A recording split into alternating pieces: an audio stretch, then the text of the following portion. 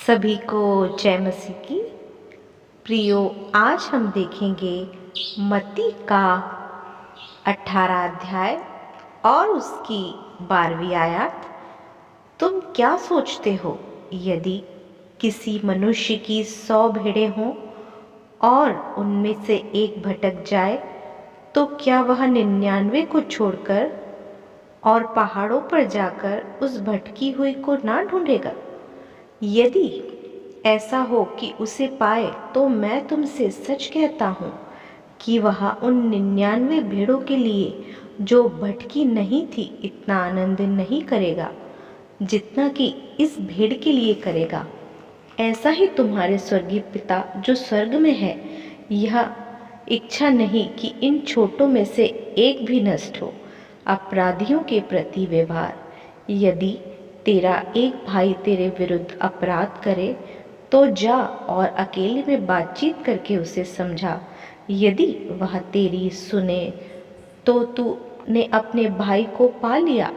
यदि वह ना सुने, तो 1 या 2 जन को अपने साथ ले जा और हर एक बात को या 3 गवाहों के मुंह से निश्चित की जाए।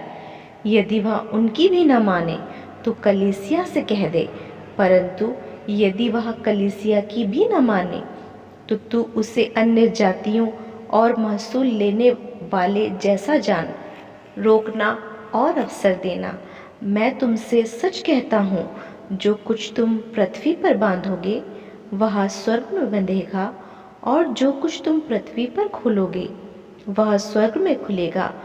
फिर मैं तुमसे कहता हूँ, यदि तुम में से 2 जन पृथ्वी पर किसी बात के लिए एक मन होकर उसे मांगे, तो वह मेरे पिता की ओर से जो स्वर्ग में है उनके लिए हो जाएगी।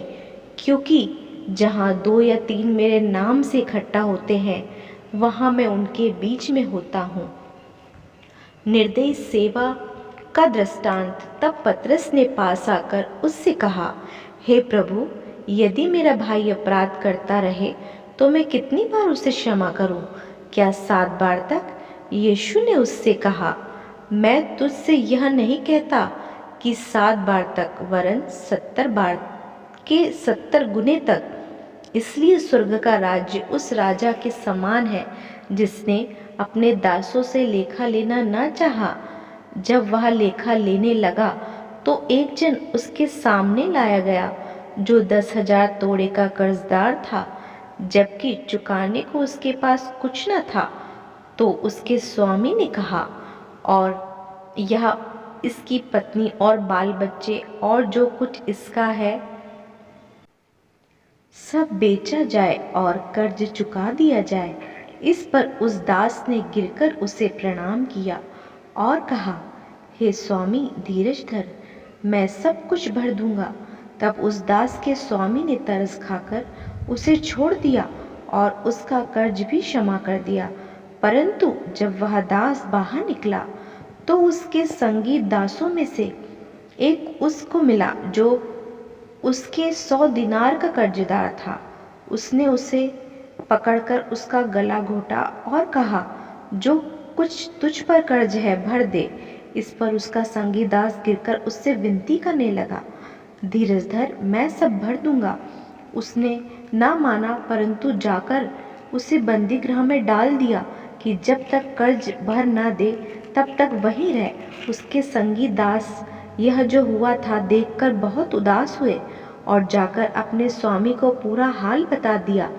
तब उसके स्वामी ने उसको बुलाकर उससे कहा, हे दुष्ट दास, तूने जो मुझसे विनती की थी, तो मैंने तेरा वह पूरा कर्ज क्षमा कर दिया। इसलिए जैसे मैंने तुझ पर दया की, वैसे ही क्या तुझे भी अपने संगी दास पर दया करना नहीं चाहिए था? और उसके स्वामी ने क्रोध में आकर उसे दंड देने वाले के हाथ में सौंप दिया कि जब तक वह कर्ज भर न दे तब तक उनके हाथ में रहे। इसी प्रकार यदि तुम में से हर एक अपने भाई को मन से क्षमा ना करेगा, तो वह मेरा पिता जो स्वर्ग में है तुमसे भी वैसा ही करेगा।